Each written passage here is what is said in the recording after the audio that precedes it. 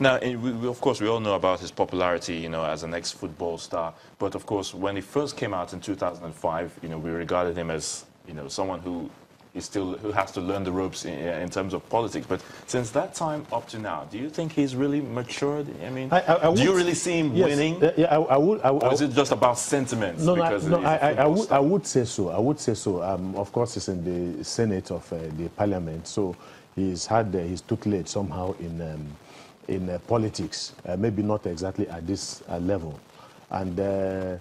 Of course, he obviously was a new fight. He was a very known quantity in Liberia. But moving in from football to politics, not just at the council, at the county level, not at the local government, local level, but at the very top, I think was an overreach, an overkill, if you put it that way. So he needed also to learn the ropes.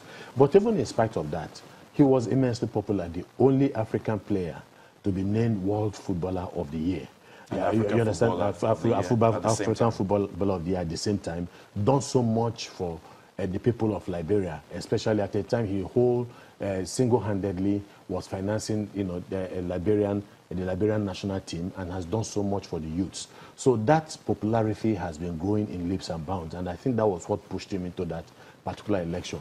There are those who have insinuated that he actually won that election, but the reality is that there's a lot of people, African leaders, who are not exactly, comfortable with a new fight coming into the political terrain to govern a country that is just getting out of many years of war.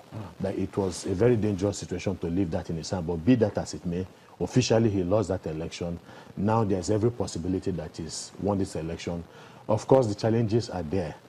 What kind of people does he have? What are his team? The kind of cabinet that he's going to have. I'm talking of the kitchen cabinet. Those who are politically savvy, committed to the Liberian cause, and pragmatic also when it comes to trying to resolve the myriads of socio-political problems that are confronting, Liberia today. But he must also, remember one thing, that no matter how popular he is, if he becomes president, if he's announced president, has a job to do. And in the years to come by, there is a very strong possibility that that popularity will diminish. For as long as he's not able to tackle some of these problems that confront the people who would have put him in power if he actually wins the election. Yes. I also wanted to find out a little bit from the Vice President, Joseph Boakai. But before we quickly talk about him, let's rate Ellen Johnson Sirleaf. How would you rate her stay in office as she prepares to hand over, soon? I would say, you also have to, if you look at it from the prism of politics and then the prism of the economy, the welfare of the average Liberian, I might not be able to rate her very, very high because you still have unending and grinding poverty in Liberia. She has not been able to exactly resolve some of these issues. But again, when you look at it from the fact that Liberia was embroiled in so many years of mindless and bloody war, civil war, you could say, well, it was a very daunting task for her.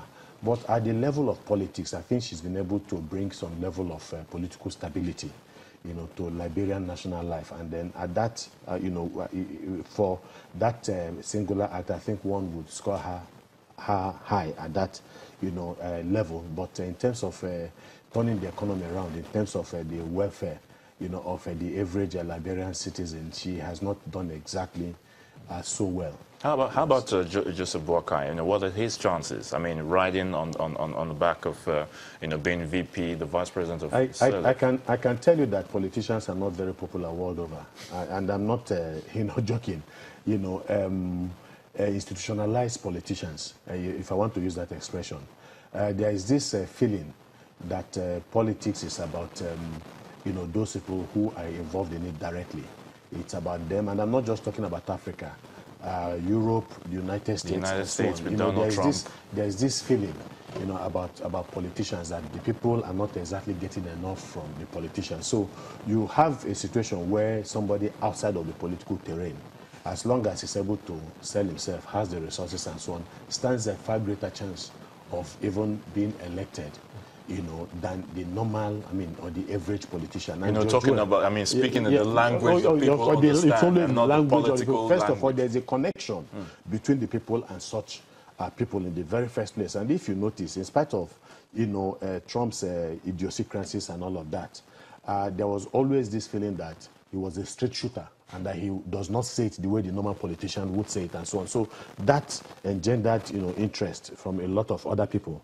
But and I think the same thing to a very large extent with somebody like George Weah. He's not a politician, and because he's not a politician, there is this surplus trust that people would tend to have for him. And for Bouake, he's of the old guard, and if the president, the present president, for instance, has not done exactly well, especially in the eyes of the people, there's no way it's not going to rub off on her protege, who is, the vice president. So that might impact negatively on his chances. I will leave it at that. Chukichu, the African Affairs Analyst, thank you for your thoughts on the Liberian elections here on Network Africa. Thank you. Let's move over now to Zimbabwe, where the recently retired Army Chief Constantino Chiwenga has been sworn in as the country's vice president in Harare. Well, Mr. Chiwenga led a de facto coup last month that ended Robert Mugabe's 37-year rule. His appearance on state television on November the 15th preceded armed soldiers taking to the streets, thereby paving the way for Emerson Mnangagwa to become president. Well, he's the latest in a string of military leaders to be elevated to government positions. Well, Cameroon is set to deport freed prize-winning novelist Patrice Nganang and expel him from his native country after being held for nearly 3 weeks on charges of insulting and threatening the president, Paul Biya. This comes after a judge in Cameroon ordered the release of a US-based author and academic who was detained for allegedly threatening President Biya's life. Well, the fierce critic of Mr. Biya's 35-year rule was accused of threatening to shoot the president in a Facebook post, allegedly written after he visited the restive Anglophone West in mostly French-speaking Cameroon. According to Patrice's lawyer, Emmanuel Sim, the case is purely political and against someone who is strongly opposed to Mr. Biya's regime. In Libya, well, the country has repatriated 142 illegal migrants, sending back their home country, or sending back to their home country, that is Guinea. Well, the International Organization for Migration, that's the IOM, flew the Guinean migrants from 2 western cities, Zawara and Zoya, to the city of Misrata, from where they boarded a plane for Conakry. Officials say the acceleration of return is an attempt to ease severe overcrowding in detention centers where numbers have swelled. These deportations come in the wake of a media report on migrants being sold to slavery, an action that has sparked international outcry. We'll take a break now, and still to come on the program, we look at various artistic works in Africa that made waves this year. Do join us again.